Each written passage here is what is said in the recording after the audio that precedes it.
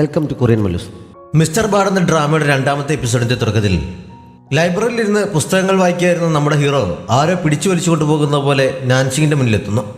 ഞാൻ തിരയുന്ന ചോദ്യങ്ങളുടെ എല്ലാം ഉത്തരം നീയാണോ എന്ന് അവൻ ചോദിച്ചപ്പോൾ എന്ത് ചോദ്യത്തിന്റെ കാര്യമാണ് ഇവൻ ഉദ്ദേശിക്കുന്നത്?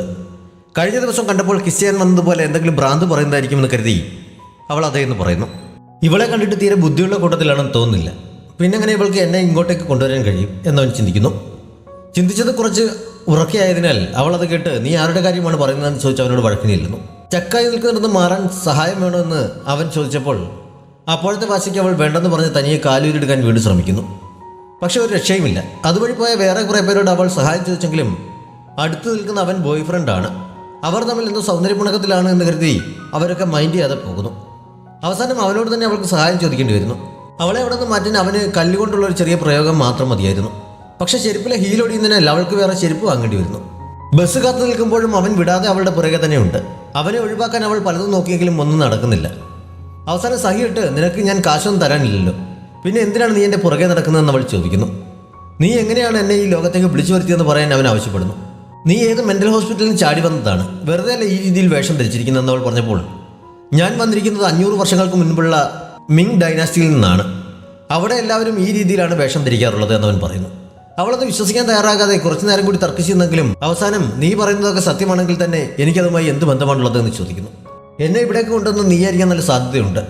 കഴിഞ്ഞ ദിവസം വെള്ളത്തിനടിയിൽ വെച്ച് സ്വപ്നത്തിൽ കണ്ടു എന്ന് പറഞ്ഞില്ലേ, അതിനുശേഷം നിന്റെ മടിയിൽ കിടക്കുന്നതായും കണ്ടു. ഇപ്പോൾ ലൈബ്രറിയിൽ പുസ്തകം വായിച്ചുകൊണ്ടിരുന്ന ഞാൻ നിന്റെ ശബ്ദം കേട്ട് നിമിഷം കൊണ്ടാണ് ഇവിടെ എത്തിയത്. ഞാനിവിടെ എത്തിയതിന് കാരണം നീ തന്നെ ആയിരിക്കണമെന്ന് അവൻ പറയുന്നു. ലൈബ്രറിയിൽ ഇരുന്ന് അവൻ കേട്ടതും പറഞ്ഞു കേൾപ്പിക്കുന്നു. മാത്രമല്ല താൻ പറഞ്ഞതുപോലെ അവൻ പറയുന്നത് കേട്ടപ്പോൾ അവൾ ചെറുതായി പേടിച്ചിട്ട് നീ ആരാണെന്ന് ചോദിക്കുന്നുണ്ട്. അവൻ സ്വയം പരിചയപ്പെടുത്തിയപ്പോഴാണ് കഴിഞ്ഞ ദിവസം തൻ്റെ കഥയിൽ പുതുതായി ഉണ്ടാക്കിയ വില്ലൻ ക്യാരക്ടർ സാവോദിയാണത് എന്ന് അവൾക്ക് മനസ്സിലായത്. ക്യാരക്ടറിനെ ജീവനോടെ മുന്നിൽ കണ്ടപ്പോൾ അവളുടെ ഞെട്ടിൽ എത്രത്തോളം ആയിരിക്കുമെന്ന് പറയണ്ടല്ലോ. ആ സമയത്താണ് ബസ് അവിടെ നിന്ന് നിർത്തിയത്.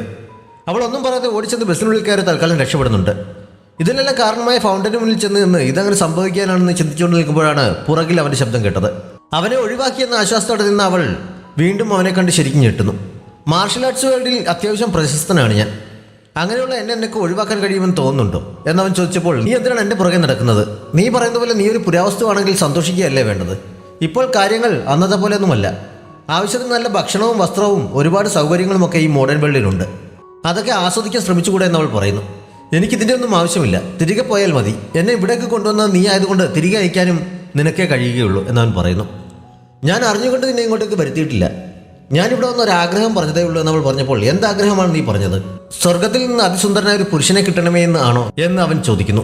ഇങ്ങനെ സ്വയം പുകഴ്ത്താൻ നിനക്ക് നാണമില്ലേ? ഞാൻ ആഗ്രഹിച്ചത് ഇന്റർവ്യൂ പാസ്സാക്കണമെന്നാണ്. പിന്നെ ഒരു കപ്പിളിനെ കണ്ട് എന്നൊക്കെ പറഞ്ഞു വന്ന കൂട്ടത്തിലാണ് നല്ലൊരു ബോയ് ഫ്രണ്ടിനെ കിട്ടിയിരുന്നെങ്കിൽ എന്ന് പറഞ്ഞു പോയ കാര്യം അവൾക്ക് ഓർമ്മ വന്നത്. അത് പക്ഷെ അവൾ അവനോട് പറയുന്നില്ല.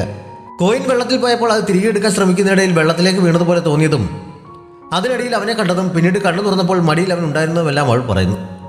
എല്ലാം ഒരു സ്വപ്നം പോലെയാണ് തോന്നിയത് എന്നവൾ പറഞ്ഞപ്പോൾ എങ്കിൽ നീ അന്ന് ചെയ്തതെല്ലാം നമുക്ക് ഒരിക്കൽ കൂടി ചെയ്തു നോക്കാം എന്ന് പറഞ്ഞ് അവനവളുടെ കഴുത്തിൽ കിടന്ന കോയിൻ ഊരിയെടുക്കുന്നു. പ്രത്യേകിച്ചൊന്നും സംഭവിക്കാൻ പോകുന്നില്ലെങ്കിലും അവൻ പറയുന്ന പോലെ ചെയ്യാമെന്ന് വിചാരിച്ച് അവൾ കോയിൻ കയ്യിൽ പിടിച്ച് ശരിക്കും ഇവനെ എൻ്റെ ആഗ്രഹത്തിന് സമ്മാനമായി തന്നാണെങ്കിൽ ഇത് തിരികെ എടുക്കണം, എന്നെ കൊണ്ട് ഇത് താങ്ങൂല്ല എന്നവൾ പ്രാർത്ഥിക്കുന്നു. പ്രാർത്ഥിച്ചു കഴിഞ്ഞപ്പോൾ കോയിൻ വെള്ളത്തിലേക്ക് എറിയാൻ അവൻ പറഞ്ഞെങ്കിലും ഇത് വിലപിടിപ്പുള്ളതാണെന്ന് പറഞ്ഞ് അവൾ എതിർക്കുന്നു. അവൻ പക്ഷെ അത് പിടിച്ചു വാങ്ങി വെള്ളത്തിലേക്ക് എറിഞ്ഞെങ്കിലും പ്രത്യേകിച്ചൊന്നും സംഭവിക്കുന്നില്ല. ഇനി സ്വപ്നം കാണാനുള്ള സമയമാണെന്ന് പറഞ്ഞ് അവളെ അവിടെ അടുത്ത് കിടന്ന് ഉറങ്ങാൻ അവൻ നിർബന്ധിക്കുന്നു. മനസ്സില്ലാ മനസ്സോടെയാണ് അവൾ ഇവിടെ ഇരുന്നത്. നമ്മളിങ്ങനെ ഇവിടെ കിടക്കുന്നത് ആരെങ്കിലും കണ്ടാൽ പ്രേമത്തിന് വേണ്ടി നമ്മൾ സൂയിസൈഡ് ചെയ്യുകയാണെന്ന് വിചാരിക്കും എന്നവൾ പറഞ്ഞപ്പോൾ നിനക്കെന്നെ തിരിച്ചയക്കണമെന്നുണ്ടെങ്കിൽ ഞാൻ പറയുന്നതുപോലെ ചെയ്യണം എന്നവൻ പറയുന്നതിനാൽ അവൾ കണ്ണുമടച്ച് കിടക്കുന്നു. ഇവിടെ കിടന്ന് ഞാൻ എങ്ങനെ ഉറങ്ങാനാണെന്ന് അവൾ ചോദിച്ചപ്പോൾ അവൻ തിരിഞ്ഞെഴുന്നേറ്റ് മിണ്ടരുത് എന്നുള്ള രീതിയിൽ അവളുടെ ചുണ്ടിൽ പിടിച്ചിട്ട് കണ്ണുകളും അടയ്ക്കുന്നു. ഉറക്കം വരുന്നില്ല എന്നൊക്കെ പറഞ്ഞെങ്കിലും അങ്ങനെ കിടന്ന അല്പസമയത്തിനുള്ളിൽ തന്നെ അവൾ ഉറങ്ങിപ്പോകുന്നു. ആ സമയത്ത് അവൾ ശരിക്കും ഒരു സ്വപ്നം കാണുന്നുണ്ട്. സ്വപ്നത്തിൽ കണ്ണു തുറന്ന് അവൾ ഉണർന്നെഴുന്നേറ്റത് കാട് പിടിച്ച് കിടക്കുന്ന ഒരു സ്ഥലത്താണ്. പക്ഷെ അപ്പോഴും ആ ഫൗണ്ടൻ അവിടെ തന്നെ ഉണ്ട്.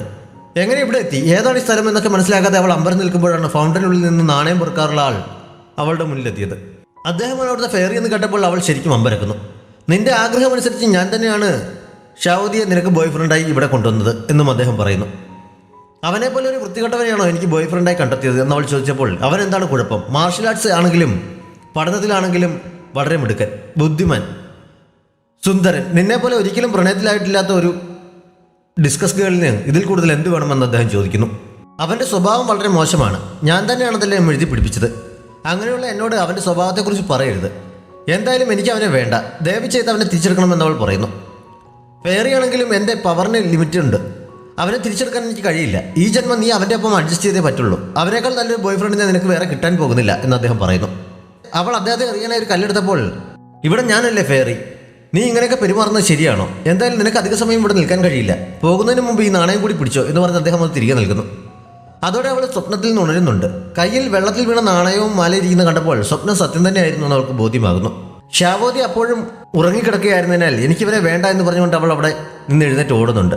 വീട്ടിലെത്തി ഉടൻ തന്നെ അവൾ മുറിയിൽ കയറി വാതിലടയ്ക്കുന്നു. ഇന്റർവ്യൂ ശരിയാത്തുകൊണ്ടായിരിക്കും എന്നാണ് അമ്മ കരുതിയത്. അവളുടെ മൂഡ് ചേഞ്ച് ആക്കാനായി നാളെ ഡാൻസ് ടീമിനൊപ്പം ഞാൻ സിറ്റിക്ക് പുറത്തൊരു ട്രിപ്പ് പോകുന്നുണ്ട്, നീ കൂടെ വരുന്നതെന്ന് അമ്മ അവളോട് ചോദിക്കുന്നു. എനിക്ക് നല്ല മൂഡില്ല, അതുകൊണ്ട് ഞാൻ വരുന്നില്ല എന്നാണ് അവൾ പറഞ്ഞത്. അമ്മ കൂടുതൽ നിർബന്ധിക്കാതെ അവളോട് റെസ്റ്റ് എടുക്കാൻ പറഞ്ഞിട്ട് പോയി കഴിഞ്ഞപ്പോൾ നോവൽ ഡിലീറ്റ് ചെയ്താൽ അതിനകത്ത് ക്യാരക്ടേഴ്സ് ഇല്ലാതെയാകുമല്ലോ, അതുകൊണ്ട് അങ്ങനെ ചെയ്താൽ മതിയായിരിക്കും എന്ന് കരുതി അവൾ എഴുന്നേറ്റ് ലാപ്ടോപ്പ് ഓണാക്കി നോവൽ ഡിലീറ്റ് ചെയ്ത് കളയുന്നു. പക്ഷെ അപ്പോഴും അവൻ പോയി കാണുമെന്ന് അവൾക്ക് പൂർണ്ണ വിശ്വാസം വരുന്നില്ല. പുറത്തു പോയി നോക്കിയാലോ എന്ന് ആദ്യം വിചാരിച്ചെങ്കിലും പിന്നീട് അത് വേണ്ടെന്ന് വയ്ക്കുന്നു. അവൻ എന്തായാലും എൻ്റെ വീട് അറിയില്ലല്ലോ, ഞാൻ ഇവിടെ നിന്ന് പുറത്തിറങ്ങാതെ ഇരുന്നാൽ അവൻ എന്നെ കണ്ടുപിടിക്കാൻ കഴിയില്ല എന്നൊക്കെ സമാധാനിച്ച് അവൾ കിടന്നുറങ്ങുന്നു. പക്ഷേ രാത്രി ജനാല വഴി അവൻ അവളുടെ മുറിയിലേക്ക് കയറുന്നത് കാണാം. നാൻസിങ് അടുത്ത ദിവസം രാവിലെ ഉണർന്നപ്പോൾ തറയിൽ കിടക്കുകയാണ്. ഞാൻ എങ്ങനെ തറയിലെത്തിയെന്ന് ചിന്തിച്ച് അവൾ എഴുന്നേറ്റ് നോക്കിയപ്പോഴാണ് കട്ടിലിൽ സുഖമായി കിടന്നുറങ്ങുന്ന ഷാവോദിയെ കണ്ടത്. അവൻ എങ്ങനെ വീട് കണ്ടുപിടിച്ചു, എന്നെ ഫോളോ ചെയ്ത് വന്നതായിരിക്കുമെന്നൊക്കെ ചിന്തിച്ച് അവൾ ശബ്ദമുണ്ടാക്കാതെ പുറത്തിറങ്ങാൻ തുടങ്ങിയെങ്കിലും പിന്നെയും രക്ഷപ്പെടാനുള്ള ശ്രമമാണോ എന്ന് ചോദിച്ചുകൊണ്ട് അവൻ അവളുടെ പുറകെ ചെല്ലുന്നു. അവളെന്ന് ചോദിക്കാൻ തുടങ്ങിയപ്പോഴേക്കും അവൻ വേഗം അവളുടെ വാ കുത്തിപ്പിടിച്ചിട്ട് നിനക്കിത് വേറെ ആരെയും അറിയിക്കേണ്ട എന്നുണ്ടെങ്കിൽ ശബ്ദമുണ്ടാക്കരുതെന്ന് പറയുന്നു. അവളത് സമ്മതിക്കുന്നുണ്ട്.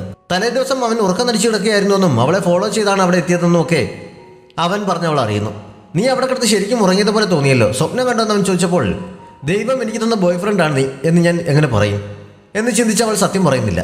തിരിച്ചു പോകാൻ എന്തെങ്കിലും ഒരു വഴി കണ്ടെത്തുന്നവരെ എനിക്ക് നിന്റെ ഒപ്പം താമസിച്ചേ പറ്റൂ എന്നവൻ പറഞ്ഞപ്പോൾ, നിങ്ങൾ പഴയ കാലത്തുള്ളവരൊക്കെ ഓപ്പോസിറ്റ് ജെൻഡറിലുള്ളവരുമായി അകലം പാലിക്കാറുണ്ടല്ലോ, നമ്മൾ ഒരുമിച്ച് അങ്ങനെ താമസിക്കും എന്നവൾ ചോദിക്കുന്നു. അങ്ങനെ മര്യാദകളൊക്കെ ഉള്ള കൂട്ടത്തിലാണ് ഞാൻ എന്ന് നിനക്ക് തോന്നുന്നുണ്ടോ എന്ന് അവളുടെ അടുത്തേക്ക് ചെന്നുകൊണ്ട് അവൻ ചോദിക്കുന്നു. നിനക്കെന്തെങ്കിലും ബുദ്ധിമുട്ടുണ്ടെങ്കിൽ പറഞ്ഞാൽ മതി, ഞാൻ നിന്റെ അമ്മയുമായി സംസാരിച്ചോളാം. ഇന്നലെ രാത്രി ഞാൻ നിന്റെ അമ്മയെ കണ്ടിരുന്നു, പക്ഷെ അവർ എന്നെ കണ്ടില്ല. ഇപ്പോൾ വേണമെങ്കിൽ പരിചയപ്പെടാമെന്ന് പറഞ്ഞ് അവൻ പുറത്തേക്ക് പോകാൻ തുടങ്ങിയപ്പോൾ അവൾ പെട്ടെന്ന് വാതിലിന് മുന്നിൽ അതിന്റെ ആവശ്യമില്ല, ഞാൻ തന്നെ റെഡിയാക്കിക്കോളാം എന്ന് പറയുന്നു. മാത്രമല്ല ഇവിടെ എന്നെ കൊണ്ടുവന്നത് നീ ആയതുകൊണ്ട് ഇവിടെ ഞാൻ ആർക്കെങ്കിലും എന്തെങ്കിലും പ്രശ്നമുണ്ടാക്കിയാൽ അതിന്റെ ഉത്തരവാദിത്വം നിനക്കായിരിക്കും എന്ന് പറഞ്ഞ് അവൻ അവളെ ഭീഷണിപ്പെടുത്തുന്നുണ്ട്. ആ സമയത്ത് അമ്മ അവളെ ബ്രേക്ക്ഫാസ്റ്റ് കഴിക്കാൻ വിളിക്കുന്നത് കേട്ട് ഞാൻ വേണമെങ്കിൽ അമ്മയെ ഒന്ന് കണ്ടേക്കാം എന്നവൻ പറഞ്ഞപ്പോൾ, നീ പറയുന്ന പോലെ എല്ലാം ചെയ്യാൻ എനിക്ക് സമ്മതമാണ്, അമ്മയുടെ മുന്നിലേക്ക് പോകരുതെന്ന് അവൾ പറയുന്നുണ്ട്. അവനെ ഒളിപ്പിച്ച് നിർത്തിയിട്ട് വാതിൽ കുറച്ച് മാത്രം തുറന്ന് അവൾ അമ്മയോട് സംസാരിക്കുന്നു. അമ്മ ട്രിപ്പിന് പോകാൻ റെഡിയായാണ് വന്നതെങ്കിലും അവളോട് കുറച്ച് നേരം സംസാരിക്കാനായി മുറിക്കകത്തേക്ക് കയറാൻ തുടങ്ങിയെങ്കിലും അവൾ അതിന് സമ്മതിക്കാതെ പുറത്തിറങ്ങി അമ്മയോട് സംസാരിച്ചിട്ട് അമ്മയെ വേഗം പറഞ്ഞയക്കുന്നു. അമ്മ പോയി കഴിഞ്ഞ ഉടൻ എനിക്ക് ബ്രേക്ക്ഫാസ്റ്റ് വേണമെന്ന് അവൻ അവളോട് പറയുന്നു. സീഷന്റെ കമ്പനിയിൽ ഈ സമയം ഒരു മീറ്റിംഗ് നടക്കുന്നുണ്ട്. അവൻ ഇപ്പോൾ റിലീസ് ചെയ്ത നോവൽ സിനിമയാക്കുന്നതിന് കുറെ പേർ സമീപിച്ചിട്ടുണ്ട്. അതിലെ ഹീറോയുടെ സ്ഥാനത്തേക്ക് പല നായകന്മാരുടെയും പേരുകൾ അവൻ നിർദ്ദേശിക്കുന്നു. പക്ഷെ അവരാരും തന്റെ ക്യാരക്ടർ അവതരിപ്പിക്കാൻ വേണ്ടി കഴിവുള്ളവരല്ല എന്ന് അടുത്തിടെ നടന്ന പത്രസമ്മേളനത്തിൽ അവൻ പറഞ്ഞിരുന്നു. അതിപ്പോൾ വിവാദമായിരിക്കുകയാണ്. ആ വിവാദ പ്രസ്താവന പിൻവലിക്കുന്നതിനെക്കുറിച്ചോ പത്രക്കാരുടെ വായടപ്പിക്കുന്ന എന്തെങ്കിലും റിപ്പോർട്ട് നൽകുന്നതിനെക്കുറിച്ചോ ഒക്കെ കമ്പനിയിലെ സ്റ്റാഫ് സൂചിപ്പിച്ചെങ്കിലും ഞാൻ ഈ കമ്പനി തുടങ്ങിയത് സിനിമാക്കാരെ കണ്ടിട്ടില്ല. നമ്മുടെ കമ്പനിയുടെ ഈ വർഷത്തെ ലക്ഷ്യം പഴയ എന്നെ പോലെയുള്ള തുടക്കക്കാരായ എഴുത്തുകാരെ കണ്ടെത്തി അവർക്ക് സപ്പോർട്ട് നൽകി അവരെ മുന്നോട്ട് പോകാൻ സഹായിക്കുക എന്നതാണ് എന്നവൻ തീർത്ത് പറയുന്നു. എയും അവൻ്റെ തീരുമാനത്തെ അനുകൂലിക്കുന്നു. മീറ്റിംഗ് കഴിഞ്ഞിറങ്ങിയപ്പോൾ അവിടുത്തെ ഒരു സ്റ്റാഫിനോട് നാൻസിങ് ഇന്റർവ്യൂ പാസ്സായി എന്ന് ഞാൻ തിരക്കുന്നുണ്ട്. ഫൈനൽ റൗണ്ടിൽ എത്തിയവരുടെ ലിസ്റ്റിൽ നോക്കിയിട്ട് അതിൽ അങ്ങനെ ഒരു പേരില്ലെന്ന് സ്റ്റാഫ് അറിയിച്ചപ്പോൾ അപ്പോൾ അവളുടെ ബയോഡാറ്റ നോക്കിയെടുത്ത് ഓഫീസിലേക്ക് കൊണ്ടുവരാൻ എ ആവശ്യപ്പെടുന്നു. നാൻസിങ് ഈ സമയം അവന് ബ്രേക്ക്ഫാസ്റ്റ് ഓർഡർ ചെയ്ത ഒരു വഴിക്കായിരുന്നു. ബ്രേക്ക്ഫാസ്റ്റിന് മാത്രം അവൻ 10-12 ഡിഷസിൽ കൂടുതൽ അവളെ കൊണ്ട് വാങ്ങിക്കുന്നു. ഇങ്ങനെ പോയാൽ അധികം വൈകാതെ ഞാൻ പാപ്പരാകുമെന്ന് അവൾ അക്കൗണ്ട് ബാലൻസ് നോക്കി പറയുന്നുണ്ട്. അതെല്ലാം കൂടി വാങ്ങിപ്പിച്ചു എന്നല്ലാതെ അതിൽ 2 ഐറ്റം പോലും അവൻ കഴിച്ചു തീർക്കുന്നില്ല. വിശപ്പില്ലായിരുന്നെങ്കിൽ പിന്നെ ഇതെല്ലാം കൂടി ഓർഡർ ചെയ്ത് എന്തിനാണെന്ന് അവൾ ചോദിച്ചപ്പോൾ ബ്രേക്ക്ഫാസ്റ്റിന് മിനിമം 10 ഐറ്റമെങ്കിലും വേണം എന്നാണ് ഞങ്ങളുടെ രീതി. പക്ഷേ എനിക്കിതെല്ലാം കൂടി കഴിക്കാൻ കഴിയില്ല, അതുകൊണ്ട് ബാക്കി നീ കഴിച്ചോളാൻ അവൻ പറയുന്നു. നീ എന്നെ നിന്റെ വേലക്കാരിയാണോ കണ്ടിരിക്കുന്നത് എന്നവൾ ചോദിച്ചപ്പോൾ വേലക്കാരിയാകാൻ പോലും നിനക്ക് യോഗ്യതയില്ല, നീ എൻ്റെ അടിമയാണ്, നീ ഇതൊന്നും കഴിക്കണ്ട, വൃത്തിയാക്കിയിട്ട് എൻ്റെ പുറകെ വാ, എനിക്കിത് കുളിക്കണമെന്ന് പറഞ്ഞ് അവൻ ബാത്റൂമിലേക്ക് നടക്കുന്നു. മറ്റുള്ളവരുടെ ബാത്റൂം ഉപയോഗിക്കുന്നത് ശരിയല്ല എന്ന് പറഞ്ഞ് അവൾ പുറകെ ഓടിച്ചെന്നപ്പോഴേക്കും അവൻ കോട്ടൂരി അവളുടെ മുഖത്തേക്ക് എറിഞ്ഞിരുന്നു. മോഡേൺ ബാത്റൂം ഉപയോഗിക്കേണ്ടത് എങ്ങനെയാണെന്ന് നിനക്കറിയില്ല എന്ന് പറഞ്ഞ് അവൾ അവനെ തടയാൻ നോക്കിയെങ്കിലും ഇതുപയോഗിക്കാൻ ഇത്ര ബുദ്ധിമുട്ടെന്താണ് എന്ന് പറഞ്ഞ് അവൻ ഡ്രസ് ചേഞ്ച് ചെയ്യാൻ തുടങ്ങുന്നു. ഇതൊക്കെ കണ്ട് ഞാൻ പേടിക്കുമെന്ന് വിചാരിക്കേണ്ട എന്ന് പറഞ്ഞ് അവൾ കുറച്ച് സമയം കൂടി അവിടെ നിന്നെങ്കിലും അവൻ ഏറ്റവും അടിയിൽ ഡ്രസ്സ് അഴിക്കാൻ തുടങ്ങിയപ്പോൾ അവൾ പുറത്തേക്ക് ഓടുന്നു. നിന്നോട് പുറത്തേക്ക് പോകാൻ ഞാൻ പറഞ്ഞില്ല എന്നവൻ പറഞ്ഞപ്പോൾ അവൾക്ക് നിൽക്കേണ്ടി വരുന്നു. അവസാനം കണ്ണിൽ ബ്ലൈൻഡ് ഫോൾഡും വെച്ച അവൻ്റെ സഹായത്തിന് അവൾക്ക് അവിടെ നിൽക്കേണ്ടി വരുന്നു. ഇവിടുത്തെ ബാത്റൂമിലെ സൗകര്യങ്ങൾ ഞങ്ങളുടെ ചക്രവർത്തിക്കുള്ളതിനേക്കാൾ കൂടുതലാണ്. Flush toilet, water heater, bath tub എല്ലാം അടുത്ത് തന്നെയുണ്ട് എന്നവൻ പറഞ്ഞപ്പോൾ നീ ഇതൊക്കെ ഇത്ര പെട്ടെന്ന് എങ്ങനെ മനസ്സിലാക്കിയെന്ന് അവൾ ചോദിക്കുന്നു. ഇതൊക്കെ മനസ്സിലാക്കാൻ ഒരുപാട് ബുദ്ധിയുടെ ആവശ്യമില്ല. മാത്രമല്ല ഞാൻ ഒരു ദിവസം മുഴുവൻ ലൈബ്രറിയിലുണ്ടായിരുന്നു. പക്ഷെ ഒരു കാര്യം മാത്രം എനിക്ക് മനസ്സിലാക്കുന്നില്ല. നീ ഇപ്പോഴും എന്തിനാണ് കാഴ്ച മറച്ചു വെച്ചിരിക്കുന്നത്? എന്നെ കാണാൻ കൊള്ളാത്തത് കൊണ്ടാണോ അതോ നോക്കാൻ നിനക്ക് പേടിയായിട്ടാണോ എന്നവൻ അവളെ അടുത്തേക്ക് പിടിച്ചിട്ട് ചോദിക്കുന്നു. കണ്ണിൽ വെച്ചിരിക്കുന്ന എടുത്ത് മാറ്റുകയും ചെയ്യുന്നുണ്ട്. പക്ഷെ അവൾ അപ്പോഴും കണ്ണടച്ച് പിടിച്ചിരിക്കുകയാണ്. ഞാൻ എന്തിനാണ് പേടിക്കുന്നത്? ഞാനൊരു മോഡേൺ വുമൺ ആണ്. എനിക്ക് നിന്നെ പേടിയൊന്നുമില്ല എന്ന് പറഞ്ഞ് അവൾ കണ്ണു തുറക്കാൻ തുടങ്ങിയപ്പോഴേക്കും അവൻ പുറത്തിറങ്ങി ഡ്രസ് ചെയ്ത് നിന്നിരുന്നു.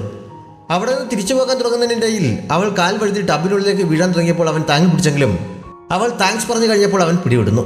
നാൻസി മൂക്കും കുത്തി വെള്ളത്തേക്ക് വീഴുന്നുണ്ട്. അവൾ അവിടെ നിന്ന് എഴുന്നേറ്റപ്പോഴേക്കും അവൻ പുറത്തിറങ്ങിപ്പോയിരുന്നു. അവൾ ഡ്രസ്സൊക്കെ ചേഞ്ച് ചെയ്ത് വന്നു കഴിഞ്ഞപ്പോൾ അവൻ ടി വിയുടെ മുന്നിൽ ഇരിക്കുകയാണ്. നിനക്കിതൊക്കെ പഠിക്കാൻ ഒരാളുടെ സഹായം പോലും ആവശ്യമില്ല എന്ന് അവൾ ചോദിച്ചപ്പോൾ ഞാനൊരു ഇഡിയറ്റ് അല്ല, കുറച്ച് റിസർച്ച് ചെയ്താൽ മനസ്സിലാക്കുന്ന കാര്യങ്ങളെ ഇവിടെയുള്ളൂ എന്നവൻ പറയുന്നു. ഒരു കത്രികയും അവൻ അവളോട് ആവശ്യപ്പെടുന്നു. അതെടുത്തു കൊടുക്കുന്നതിനിടയിൽ എന്തിനാണ് കത്രിക എന്നവൾ ചോദിച്ചപ്പോൾ ഇപ്പോഴത്തെ സിറ്റുവേഷൻ വെച്ചിട്ട് എനിക്കിവിടെ കുറച്ചു കാലം നിൽക്കേണ്ടി വരും എന്നാണ് തോന്നുന്നത്. ഈ രീതിയിൽ എനിക്ക് ഒന്നും ട്രസ്റ്റ് ചെയ്യാൻ പറ്റില്ലല്ലോ. എനിക്ക് ഇവിടുത്തെ ആളുകളെ പോലെ മാറിയേ പറ്റൂ എന്ന് പറഞ്ഞ് അവൻ ടി വിയിൽ ഒരു ഫോട്ടോ കാണിക്കുന്നു. അതുപോലെ മുടിപെട്ടുകയാണ് അവൻ്റെ ഉദ്ദേശം എന്ന് അവൾക്ക് മനസ്സിലാക്കുന്നുണ്ട്. ഇവിടുത്തെ പുരുഷന്മാർ ധരിക്കാറുള്ള ഒരു ജോഡി ഡ്രസ്സും കൂടി എനിക്ക് തരാൻ അവൻ ആവശ്യപ്പെട്ടപ്പോൾ ഈ വീട്ടിൽ പുരുഷന്മാരാരുമില്ല എന്നവൾ പറയുന്നു. ഫോട്ടോയിലിരിക്കുന്ന അച്ഛനെയും അനിയനെയും കാണിച്ചിട്ട് അവർ പുരുഷന്മാരില്ലേ എന്നവൾ ചോദിച്ചപ്പോൾ അവരൊക്കെ മരിച്ചുപോയി എന്നവൾ വിഷമത്തോടെ പറയുന്നു. എങ്കിൽ നീ വേറെ എന്തെങ്കിലും വഴി കണ്ടെത്തിയേ പറ്റൂ എന്ന് പറഞ്ഞിട്ട് അവൻ അകത്തേക്ക് കയറി പോകുന്നു. ഞാൻ എന്ത് വഴി കണ്ടുപിടിക്കാനാണ് എന്നവൾ ദേഷ്യത്തിൽ പറയുന്നുണ്ട്. സീസൺ എ അന്ന് രാത്രി ഡിന്നർ ക്ഷണിച്ചെങ്കിലും ഞാൻ വേറൊരു ഡേറ്റ് ഏറ്റിട്ടുണ്ട് എന്ന് പറഞ്ഞ് അവൾ ഒഴിഞ്ഞു മാറുന്നു. അന്ന് അവളുടെ ബർത്ത്ഡേ ആണെന്ന് അറിയാമായിരുന്നു കൊണ്ടാണ് അവൻ അവളെ ക്ഷണിച്ചത്. അവൾക്ക് വരാൻ കഴിയില്ല എന്നറിഞ്ഞപ്പോൾ അവൻ കുറച്ച് നിരാശനാക്കുന്നുണ്ട്. എങ്കിലും അത് പുറത്ത് കാണിക്കാതെ എഴുന്നേറ്റ് പോകാൻ തുടങ്ങിയപ്പോൾ അവളൊരു പേന എടുത്ത് അവൻ്റെ പോക്കറ്റിൽ വെച്ച് കൊടുക്കുന്നുണ്ട്.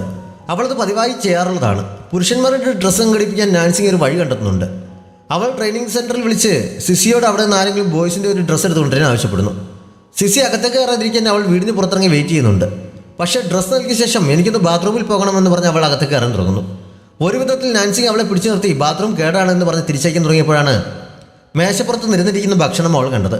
ഞാനതിൽ എന്തെങ്കിലുമൊക്കെ കഴിച്ചിട്ട് പോയാൽ പോരെ എന്ന് സിസി ചോദിച്ചപ്പോൾ അത് ഇന്നലെ രാത്രി ഞാൻ വാങ്ങിയതിൻ്റെ ബാക്കിയാണ്, ക്ലീൻ ചെയ്യാൻ മറന്നുപോയതാണെന്ന് അവൾ കള്ളം പറയുന്നു.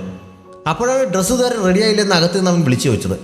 പോകുന്ന വഴിക്ക് ഏതെങ്കിലും ബാത്റൂമിൽ കയറാൻ സിസിയോട് പറഞ്ഞിട്ട് അവൾ വേഗം വാതിലടയ്ക്കുന്നു. പക്ഷേ സിസിക്ക് എന്തൊക്കെയോ ക്ലൂ കിട്ടുന്നുണ്ട്. അവൾ കൊണ്ടുവന്നത് ഫ്രീക്കൻ പയ്യന്മാരുടെ ഡ്രസ്സായിരുന്നതിനാൽ അത് വിട്ട് പുറത്തേക്ക് ഇറങ്ങി വന്ന് അവനെ കണ്ടപ്പോൾ അവൾക്ക് ആദ്യം ചിരി പൊട്ടുന്നു. പക്ഷേ ഹെയർ സ്റ്റൈൽ നന്നായിട്ടുണ്ട് എന്ന് പറയാൻ അവൾ മറക്കുന്നില്ല. എനിക്ക് ഈ ഡ്രസ്സ് വേണ്ട, ഇപ്പോൾ തന്നെ നമുക്ക് കുറച്ച് നല്ല ഡ്രസ്സ് വാങ്ങണം എന്ന് പറഞ്ഞ് അവൻ പുറത്തേക്ക് നടക്കാൻ തുടങ്ങിയപ്പോൾ നിന്റെ കയ്യിൽ ക്യാഷ് ഉണ്ടോ എന്ന് അവൾ ചോദിക്കുന്നു. എൻ്റെ കയ്യിലില്ല, നിന്റെ കയ്യിലുണ്ടല്ലോ എന്നവൻ പറഞ്ഞപ്പോൾ നീ എന്നെ അങ്ങനെ കൊന്നേക്ക് എന്ന് പറഞ്ഞ് അവൾ ഒരു ഡെസ്കിന് മുകളിലേക്ക് തലവെച്ച് കിടക്കുന്നു. അവൾ തമാശ പറഞ്ഞതാണെങ്കിലും അവൻ സീരിയസ് ആയി അവളുടെ കഴുത്തിന് കുത്തിപ്പിടിച്ചപ്പോൾ പിടിവിടാൻ അവൾ പറയുന്നു. ഒരു കോൾ വന്നതുകൊണ്ട് അതിൻ്റെ പേരും പറഞ്ഞ് തൽക്കാലം അവൾ രക്ഷപ്പെടുന്നു. സ്റ്റേഷനിൽ നിന്നായിരുന്നു കോൾ വന്നത്. കഴിഞ്ഞ ദിവസം ബാഗ് അടിച്ചുകൊണ്ട് പോകാൻ ശ്രമിച്ച കള്ളൻ എന്ന് സംശയിക്കുന്ന ആരെയോ തിരിച്ചറിയാൻ വേണ്ടി അവളെ വിളിച്ചതാണ്. പോലീസ് സ്റ്റേഷനിലേക്കാണ് പോകുന്നതെന്ന് പറഞ്ഞിട്ട് പോലീസ് സ്റ്റേഷൻ്റെ പഴയകാലത്തെ പേരുകളൊക്കെ അവൾ പറഞ്ഞപ്പോൾ അതൊന്നും പറയാതെ തന്നെ എനിക്കറിയാം എന്നവൻ പറയുന്നു. ലൈബ്രറിയിൽ നിന്ന് ബുക്ക് വായിച്ച് നീ അറിവ് നേടിയ കാര്യം ഞാൻ മറന്നുപോയി. എന്തായാലും പുറത്തൊന്നും പോകാതെ ഇവിടെ തന്നെ ഇരിക്കണം എന്ന് പറഞ്ഞിട്ടാണ് അവൾ പോയത്. അവൻ പുറത്തു പോയി എന്തെങ്കിലും പ്രശ്നം ഉണ്ടാക്കിയാൽ അതിൻ്റെ പണിയും തനിക്ക് തന്നെ ആയിരിക്കും എന്ന് അവൾക്കറിയാം. അവൾ താഴെ എത്തിയപ്പോൾ അവൻ ജനാല വഴി കൈവീശി കാണിക്കുന്നുണ്ട്. നാൻസിങ്ങിന് എന്തോ അഫെയർ ഉണ്ടെന്ന് സംശയം തോന്നിയതിനാൽ അവിടെ ഒളിച്ചു നിന്ന സിസി ആ സമയത്ത് അവനെ കാണുന്നു. തൻ്റെ ഊഹം ശരിയായിരുന്നു എന്ന് അവൾ വിചാരിക്കുന്നു. നാൻസിങ് പോയി കഴിഞ്ഞപ്പോൾ സൗദി തൻ്റെ ശരീരത്തിലുണ്ടായിരുന്ന ഒരു ജേഡ് പെൻഡൻ്റ് എടുത്ത് പണത്തിൻ്റെ ആവശ്യത്തിനായി അത് മതിയാകുമെന്ന് ചിന്തിച്ച് അതുമായി പുറത്തേക്ക് പോകുന്നു. താഴെ നിന്നിരുന്ന സിസി അവനെ കണ്ട് എങ്ങോട്ടാണ് പോകുന്നതെന്നറിയാൻ അവനെ ഫോളോ ചെയ്യുന്നു. സ്റ്റേഷനിൽ പോലീസ് പിടിച്ചു നിർത്തിയിരുന്നവരാരും ആയിരുന്നില്ല അന്നത്തെ കേസിലെ പ്രതികൾ. അവൾ സ്റ്റേഷനിലെ സ്ഥിരം ആളായതുകൊണ്ട് തന്നെ പോലീസുകാർക്കെല്ലാം അവളെ നല്ല പരിചയമാണ്. ഐഡൻറ്റിഫിക്കേഷൻ കഴിഞ്ഞ് അവൾ അവിടെ നിന്ന് പോകുന്നു. സൗദി ഈ സമയം ഒരു ചാക്കും കെട്ടി വലിച്ചൊരു ഷോപ്പിംഗ് മാളിൽ എത്തുന്നു. സിസിയും അവനറിയാതെ അവൻ്റെ പുറകെ തന്നെയുണ്ട്. ഒട്ടും വിലയില്ലാത്ത ഡ്രസ്സും ധരിച്ച് ചാക്ക് കെട്ടും വലിച്ചുകൊണ്ടുവരുന്ന അവനോട് ഷോപ്പിലെ പെൺകുട്ടി വലിയ മൈൻഡില്ലാതെ ആണ് നിന്നത്. അവൻ വില കൂടിയ കുറേ ഡ്രസ്സുകൾ സെലക്ട് ചെയ്തപ്പോൾ ഇവനെ കൊണ്ട് ഇതൊക്കെ താങ്ങുമോ എന്ന മട്ടിലാണ് അവൾ കൂടെ നിന്നത്.